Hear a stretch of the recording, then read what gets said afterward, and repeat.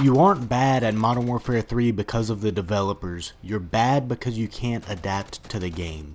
So in the video today, you're going to learn how you can adapt from Modern Warfare 2 to Modern Warfare 3. So obviously there's lots of changes across the board this year. We have Dead Silence as a perk, the time to kill is higher, the maps are way different than what we saw last year in Modern Warfare 2. We see that slide canceling has made a return, the movement is way different. So all of these changes are going to make it harder for players that were really good at Modern Warfare 2 to transition to Modern Warfare 3. So first and foremost, we need to talk about your aim. In this year, the aim assist has been ramped down. In Modern Warfare 2, the aim assist was crazy. This year is still pretty crazy compared to old Call of Duty games, but it's been dialed back a little bit. So you really need to work on your aim. The number one tip that I can give you for working on your aim is going into a private match, turning off your aim assist, and shooting a bunch of bots on a small map like Rust. This is going to be the fastest way to improve your aim in Call of Duty. And then before you exit that match, flip your aim assist back on and then shoot the bots a few times with your aim assist before you go and play your matches for today.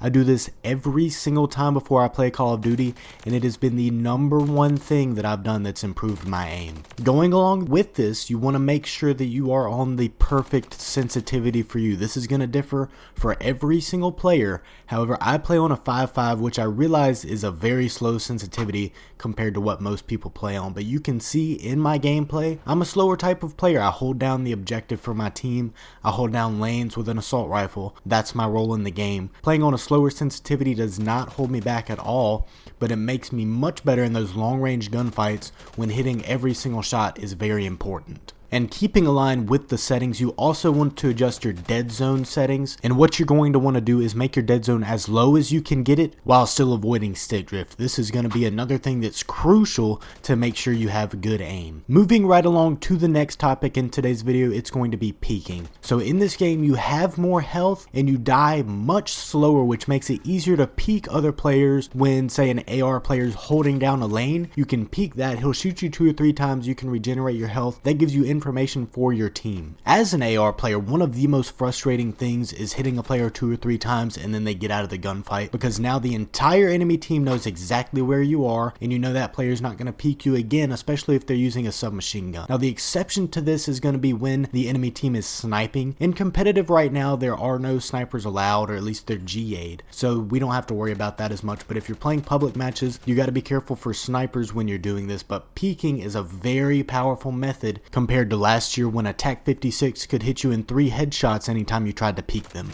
The next important thing, which may be the most important factor in today's video, is going to be the maps. So obviously we're playing on the maps from the original Modern Warfare 2 from 2009. So this map design is totally different from what we're used to in recent Call of Duties. The maps in many cases are much more open, so you have to be a lot more strategic about where you go, especially if you're using like a SMG or a shotgun, some kind of close range weapon like that. You're going to want to stick to certain parts of the map, whereas when you're using an AR, you're going to want to stick to different parts of the map. But you have to be careful about where you're going and what you're exposed to, because lots of these maps, like Wasteland, maps like that, where you're just out in the open a lot of the time, you have to be a lot more conscious about where you're moving on the map, versus most of the maps from Modern Warfare 2 were pretty straightforward and they weren't as open as the maps are in Modern Warfare 3. The next topic that I want to talk about is movement, which is huge in this game. With adding slide canceling back, it's easier to jump shot.